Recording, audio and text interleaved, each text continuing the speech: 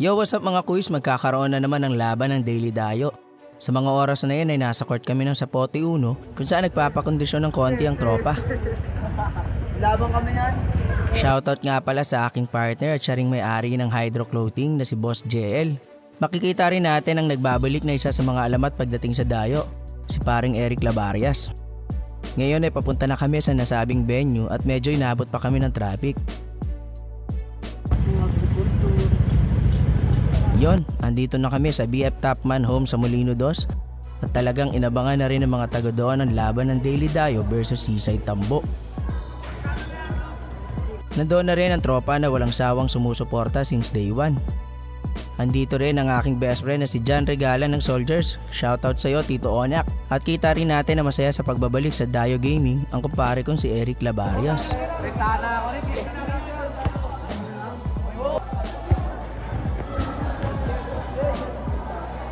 Ngayon ay mag-uumpisa na ang laban ng Daily Dayo at Seaside Tambo. Tara mga kuys, samahan nyo akong manood.